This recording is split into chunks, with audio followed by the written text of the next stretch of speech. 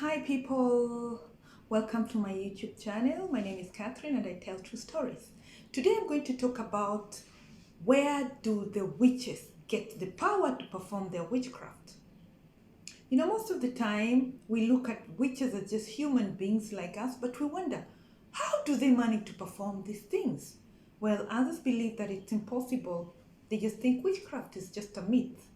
But then there is this Japanese healing called Reiki.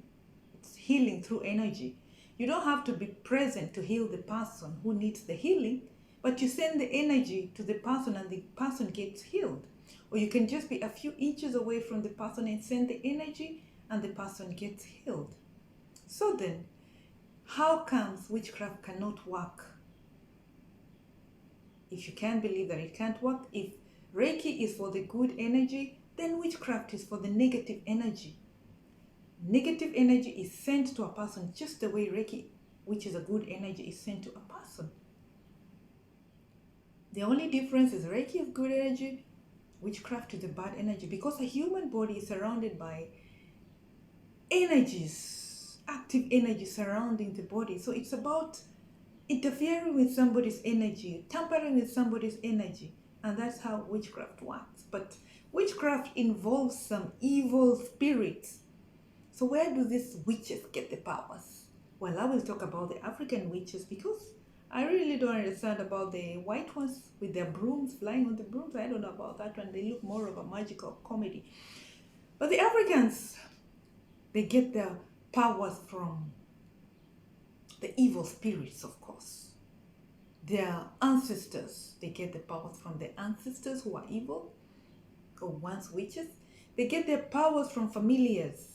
These are animals that are being used, animals that have taken forms of something that is sent to cause harm to somebody else, like snakes, birds, like owls or something of the sort. Body parts, that's another one. So, let's look at the ancestors. The Zulu of South Africa, not the Zulu really, but Sukuma people of Tanzania are the ones who really like to use the powers of the ancestors.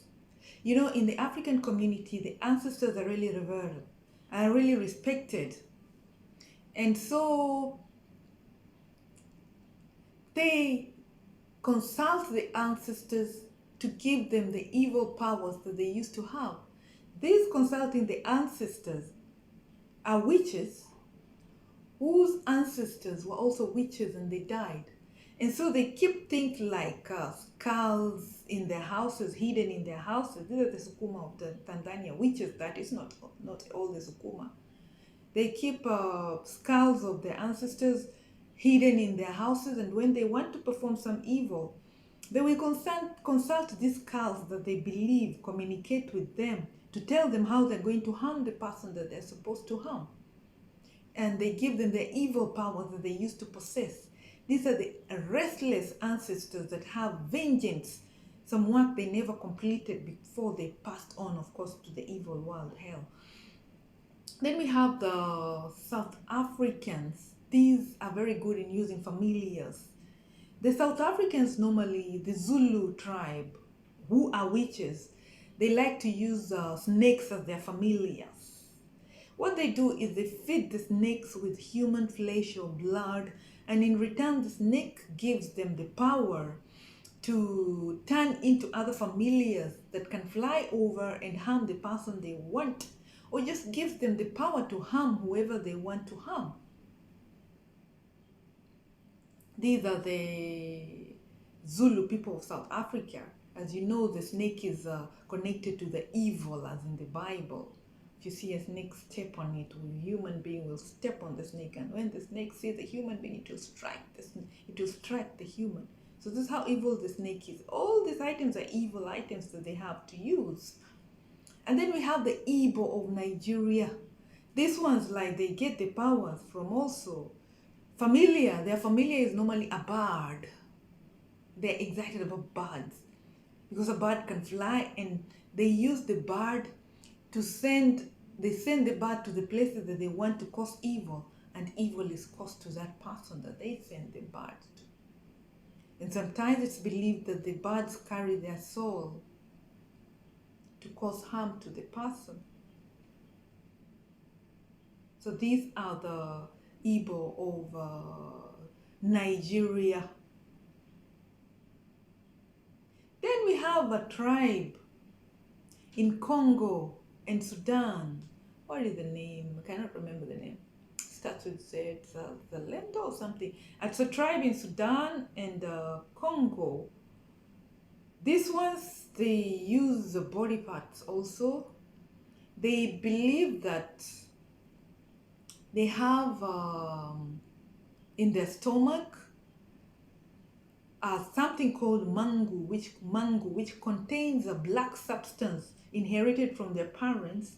And when they are annoyed, they can send this black substance to the person that they want to harm, and it will cause death or disease or whatever they want to happen to the person. It's called Mangu. It has this black substance stored in their stomach, so they believe. Then we have who are these? Yeah, the same people who like using body parts.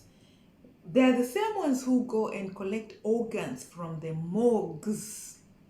Or they attack people generally just for the organs. You will see some morgues are booming with the body organs, selling businesses. These are used for rituals. They are mixed with concoctions believed to give power to the person who wants to do harm to somebody. And once this person attains the power, they can do anything, command, and something happens, because they are possessing the parts of the body that they believe has a lot of powerful energy that can cause harm to anyone else. I'm not sure about which part is this, which parts are this.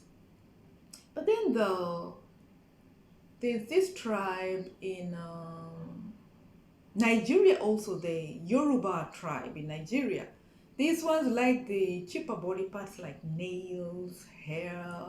These ones they can get from a live person. Nails, hair, tooth, you know. Sometimes you see people collecting people's hair and keeping it. You see people collecting people's nails. You see people, doing funny things, just collecting pieces of fallen body parts. That's why some people are scared of going to salons. They don't know what somebody's going to do with their hair. They don't know what somebody's going to do with their nails, things like that. Because some people use this for rituals. They mix them with concoctions, and when they drink this concoction or cast them in the direction of the person they want to harm, they believe that something bad will happen to the person. Well, all these things have a person's energy. That's why they need to connect with this person's energy to harm the person. Because the world is spiritual and a human being is just made of energy. Energy surrounding the human. That's how this witchcraft happens as per the beliefs. So most of the powers they get from different places.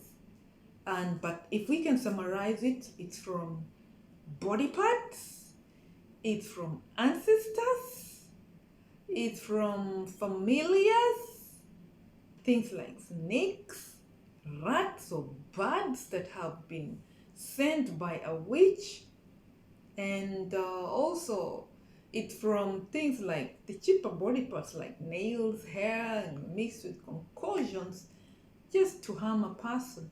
So that's briefly how these witches get their powers. So if you're interested in performing these things, which of course is evil and can backfire and get back to you, these are some of the things. But I guess maybe there is a formula. But what I believe is, if you need something good to happen, then you need to pray for it. You don't have to consult a witch. If your prayers are not answered, then it's not meant for you, or maybe it's not the right time for you. And of course, if you're praying for something evil, it's not going to happen. So if you like my videos, like, share, and subscribe. Ciao.